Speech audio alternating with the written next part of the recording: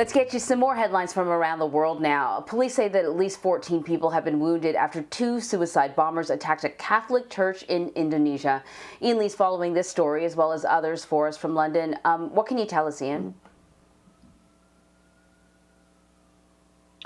Good morning, Amory. It really is a miracle that no one else was killed in Sunday's bombings, especially since the cathedral was packed for Palm Sunday services. The explosion took place just as Mass was ending in the Indonesian city of Makassar. The two suspected bombers approached the church on a motorcycle, but were stopped by security guards who reportedly feared they were trying to target the worshipers. The man and woman then detonated their bomb, injuring at least 14 people. And the country's president condemned the attack and ordered a thorough investigation.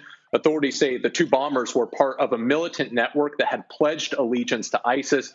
Police have since arrested 4 people suspected to having connections to the attack.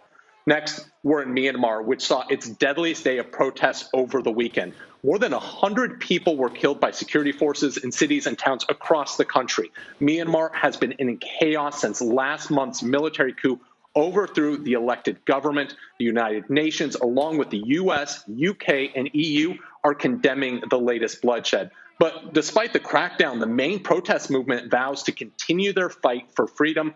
And this violence on the streets also comes as thousands of people in Myanmar's north flee into neighboring Thailand to escape airstrikes by the military on separatist rebels. We now move on to Mexico, where the country is learning the true toll of the pandemic. Health officials say the number of deaths there is 60% higher than previously thought. With more than 321,000 people dead, Mexico now surpasses Brazil with the second highest COVID death toll. Experts say the lack of testing, combined with few intensive care beds, led to a large number of people dying at home. Mexico's president has faced widespread criticism over his handling of the pandemic, including the slow rollout of the country's vaccine program. Finally, we are in Mozambique, where dozens of people are dead following an attack by Islamist militants in the country's northern city of Palma.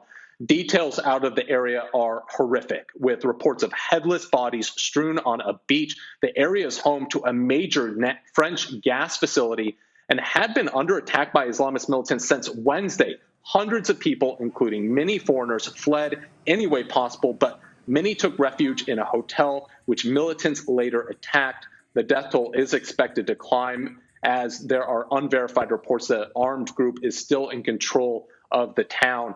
And Anne-Marie, it's times like this that you see people's true colors, and locals are being hailed as heroes. During the attack, they coordinated the rescue effort and got people onto boats and to safety. Oh, Ian, that is simply amazing, very moving, but also the whole thing is quite disturbing. Thank you so much, Ian.